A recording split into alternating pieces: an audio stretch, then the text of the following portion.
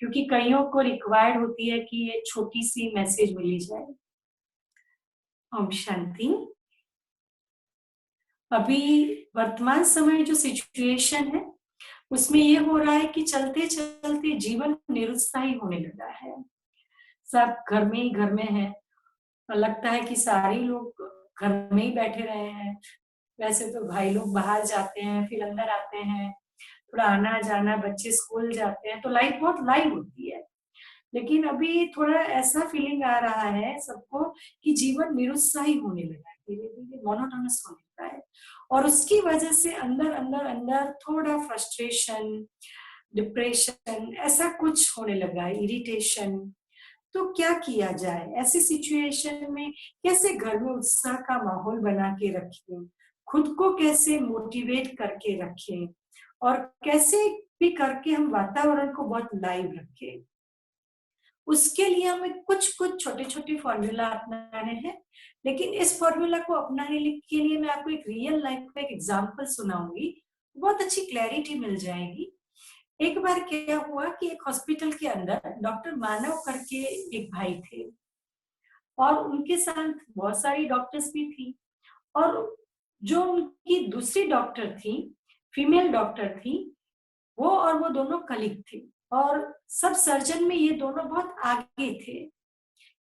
तो ये रोज फोन करके लंच के टाइम, कभी ब्रेकफास्ट के टाइम, या कभी क्योंकि सर्जरी में तो ब्रेकफास्ट में नहीं भी जा पाते हैं, तो या कभी कोई और टाइम, अलग अलग नाम से वो फोन में बात करता था डॉक्टर मानव।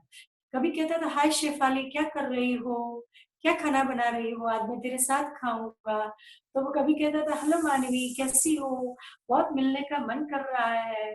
तो कभी बोलता था, हाय कोमल, तेरे को मिलने को दिल कर रहा है। ऐसे कभी फिल्मी डायलॉग बोलता था, कभी कुछ बोलता था। तो ये फीमेल डॉक्टर बहुत चिढ़ती थी उस पे, कितना कैरेक्टर लेस आदमी है ये, हर एक से मिलता रहता है, पता नहीं इसकी बीवी को कैसा लगता होगा, इसके साथ वो रहती कैसे है, और इसको पता नहीं इसका असली चेहरा मालूम भी है या नहीं। तो ये उसका रोज का रूटीन था, अलग अलग नाम से अलग अलग सारे रोमांटिक डायलॉग बोलना। तो एक बार की बात है कि सडनली वो एक दिन, 2 दिन, 3 दिन हॉस्पिटल नहीं आया। फॉलो अप करने पर पता चला कि वो अपनी वाइफ की सेवा में बिजी है, उसकी वाइफ थोड़ी बीमार है। तो उसका कोई कारण आ गया, तो ये जो लेडी डॉक्टर थी वो उसके घर चली जाती है। और जब घर जाती है तो अंदर से फिर एक आवाज आता है, हाय मोना, कैसी हो, क्या कर रही हो। और 2 मिनट बाद फिर बोलता है, अरे शेफाली, तुम खाना खा लो ना। तो उसको लगता है ये कैसा आदमी है, हॉस्पिटल में झूठ बोल के या इतनी सारी औरतों के साथ घर में बैठा है। फिर वो दरवाजा खोलती है और देखती है कि व्हील चेयर पर उसकी वाइफ बैठी होती है। और वो कहता है, मानव, ये कौन है? तो बोला, ये मेरी वाइफ है।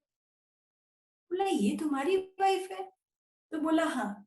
अब उसके मन में फिर संकल्प चलता है, हाँ, इसीलिए इतनी सारी औरतों के साथ ये घिरा हुआ है।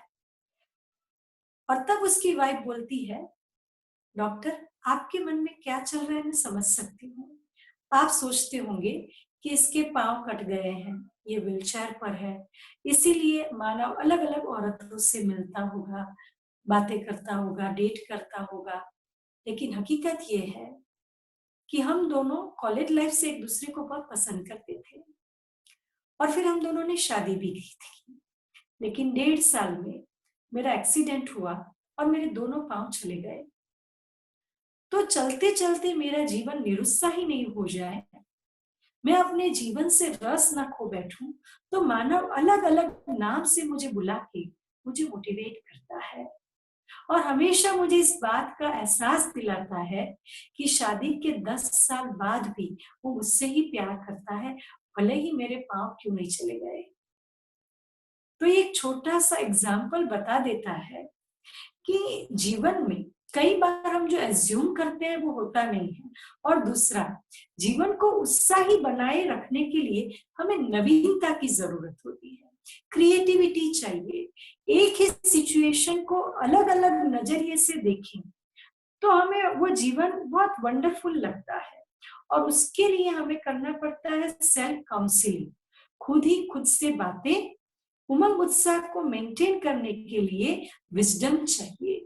क्रिएटिव स्किल डेवलप करनी पड़ेगी और उसके अंदर मुझे लक्ष्य रखना होगा कि कैसे भी करके मुझे खुद मोटिवेट रहना है और मेरे घर को भी उत्साह में रखना है, परिवारजनों को भी उत्साह में रखना है।